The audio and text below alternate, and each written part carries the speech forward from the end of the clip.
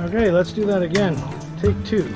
Alright, so I got myself a Chinese, they call it a car parking heater, and it kind of, there's a picture there in front, but basically that's the model number that I got, and it's basically a diesel, 12 volt diesel heater. So there's a pump that pumps diesel into kind of a combustion chamber, and then an air tank that blows out air into a vent. So this is the box that I got with it. These are the pieces here that are all included: fuel line, intake, filters, mounts, bolts. Seems to be pretty complete. Fuel pump, all the wiring harness, all that sort of thing. Exhaust pipe. This is the vent hose here. So this vent hose is what I'm going to be using. I guess maybe here is what I'm thinking. Potentially it could be here, or here. But no, I think I'm going to put it here to blow the heated air into the cabin here.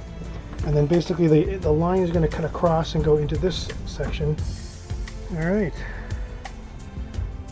I think I got everything I need here. Back into the abyss. So first I'll take that out. So I gotta do I gotta cut a couple things, gotta take out a couple things, put in a couple things. Basically. And it's cold. It's 8 degrees Celsius right now. So it's not. Oops. It's not the warmest night for doing this in cramped quarters. Alright. So I think I got everything I need. This light's got an extension on it for power.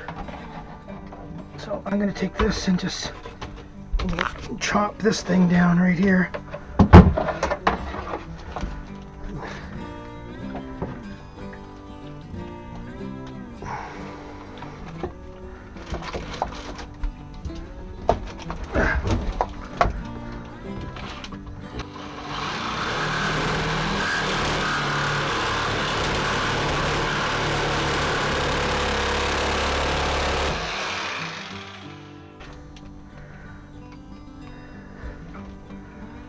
Well, that's interesting. That's what always happens when you're working, right? Brake blades. I guess that's a pretty hard wood. It's rattling around. Oh, I wonder if I can just take that thing out. Oh, that's easier. I'll just do that. Oh.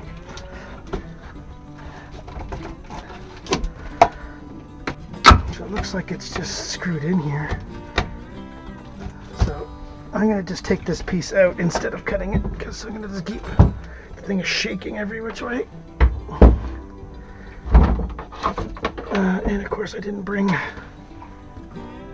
looks like a Robertson.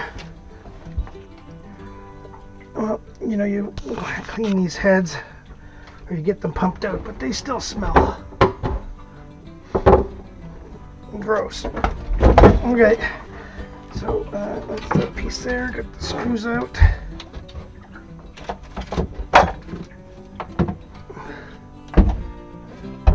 Don't need that anymore. I can come out. Alright, so this is basically how I get access to the engine compartment. So I'm taking these things out. So I'm taking that out. So my engine compartment is down there.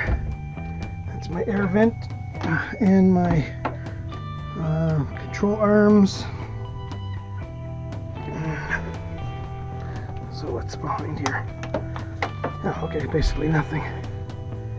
So I got full clearance, and then I'm going to put the vent right over here above my foot. So basically the vent pipe will come out right over there, and then just do a little bend.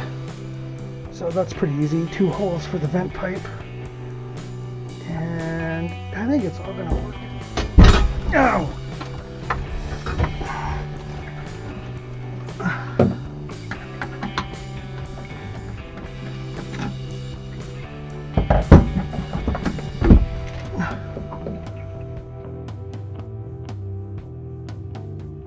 except that I don't know if it would actually fit there. If I put it here, something like that, that would work, I think.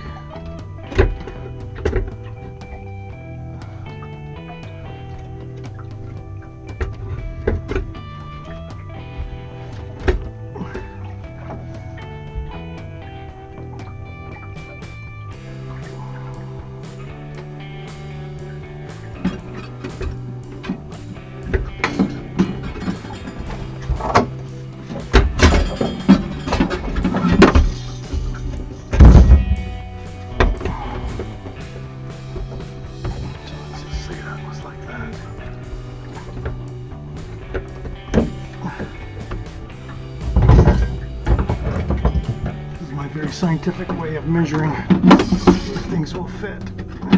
I've got to be able to bend that on there, right? So basically that'll go on that, and then I just got to bring that tight and push it on there and strap it into that after I cut that end off. So essentially this is really where I got to put it. And then my hose, the heater hose, is up a bit higher, so I come down and out and through. So hopefully I got enough hose. Something tells me I'm not going to have enough hose. The head, so I just have a cabinet there. So let's put this one in first.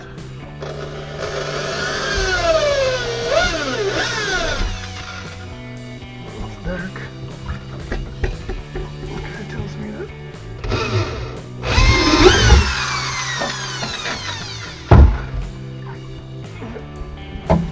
Screws. Got these stainless steel screws. You have to bend these washers, get them on there, but they're common thread, which sucks.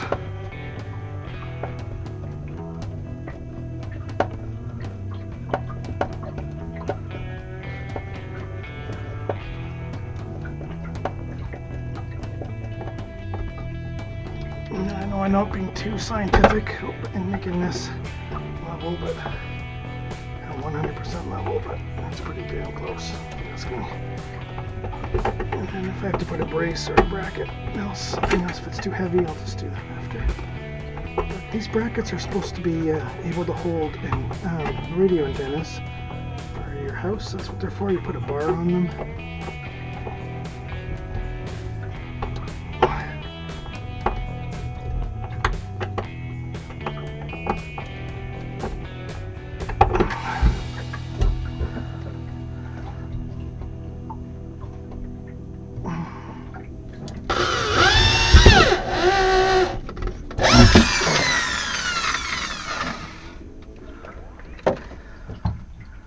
Wow.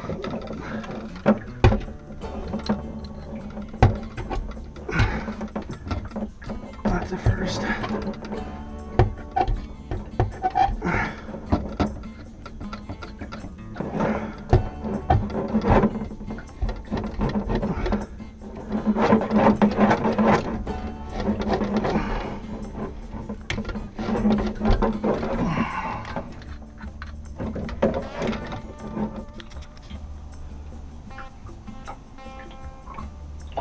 Okay, so it looks like it fits in there pretty good. I got my bracket installed, it's pretty stable.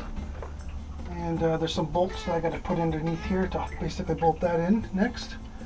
And then up top, up there, I'm going to work now on getting the exhaust to route down to here from over there somehow. So I'm not too sure yet how I'm going to do that, but we'll figure it out, as they say. And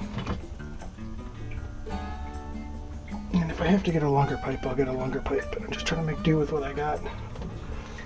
Usual sailor's mode of operation. Okay, so what not to do. When you're on a boat and you're trying to knock something out or loosen it up, don't go inside and hit it with a hammer because it went flying down there somewhere. Okay, so I lost that piece. It's like at the bottom of the lake. So I gotta figure figure out how to get myself rolling here now. So I'm going to go to Lowe's, I think, and then look for a way to make this muffler thing work. Ooh, the joys of working in the tight spots. Okay. So this is how far I got so far.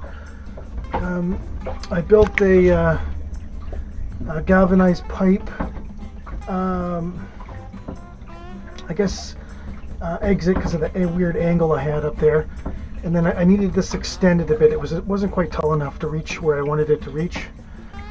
So I've got a nice gentle curve, except for this last one little bend here, but it's as gentle as it's going to get. And I've got some clearance over the top of the muffler and the heater, so they're not touching. I still might go and wrap this up. And then on the outside, I've got a galvanized circular piece, and then the wood in backing here. So basically what it is that there's nothing touching, so the galvanized pipe just goes out the fiberglass hull without actually touching anything. So there's a good gap all the way around it. And I'm just going to get a plug for the outside, so when I'm not using it, I'll keep it plugged so no bees get in it. And then on the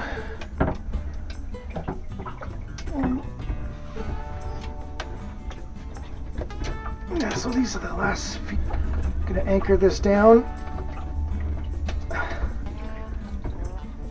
and get the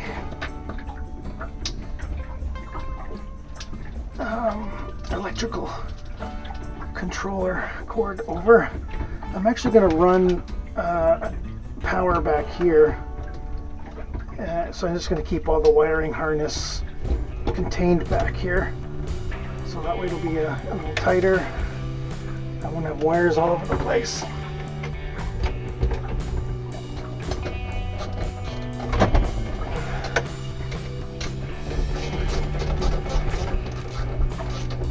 I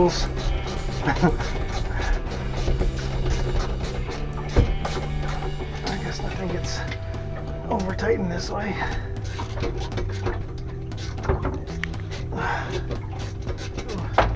This is my wiring harness.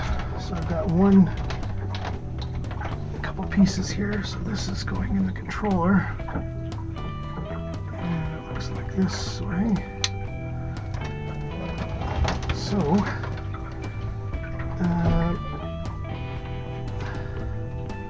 there's power and ground.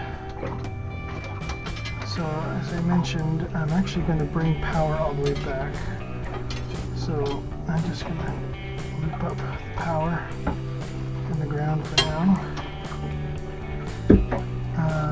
I'm actually going to have two fuses.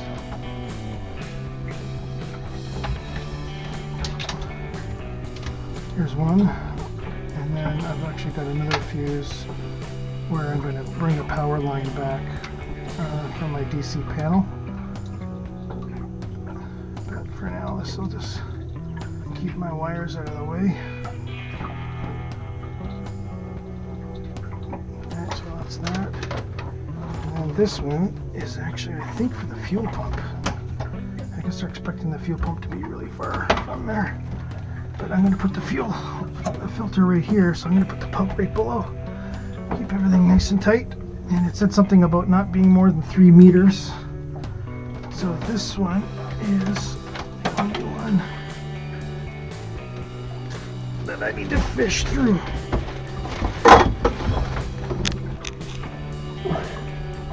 I should be able to see that from in there. That's in the bathroom.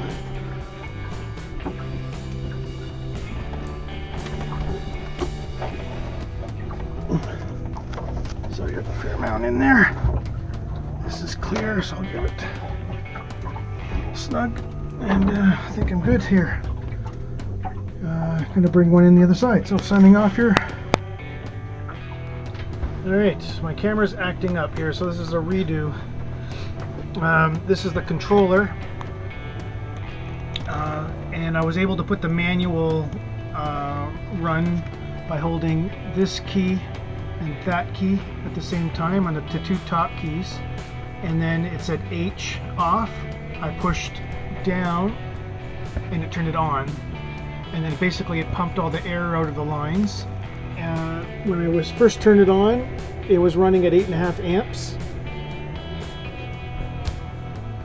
So it's definitely sucking some juice right now, but it's no longer running the glow plugs. So it's running 3 amps of heating, basically,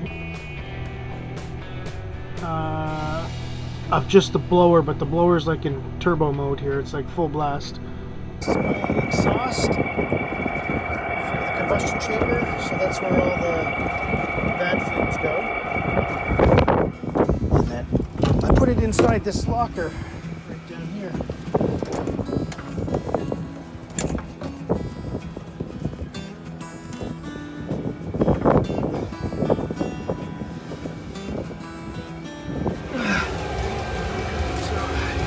System. So there's the diesel tank, and there's basically just a little push through valve that I have in there. So the fluid comes down through the pipe, through the filter. This is the pump, and then it goes into the intake, into the combustion chamber. So this is where it's getting the fresh air from for the burn chamber, and then that's where that the exhaust pipe is for. So I'm going to get a wrap for it, so because that's like, I don't know how many degrees, 200 degrees Celsius, so I'm going to burn myself when I touch that. There's a little muffler, and then I have it going into the galvanized pipe up here. So basically, this is cool to the touch. That's the air intake side. Basically air from this chamber then just gets warmed and pulled over. So we'll check how this goes. I've got the carbon monoxide detector, and should be good, I think.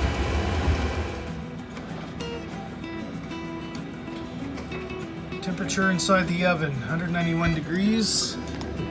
It's not running the glow plug, so it's 3.3, 3.4 amps draw on the batteries.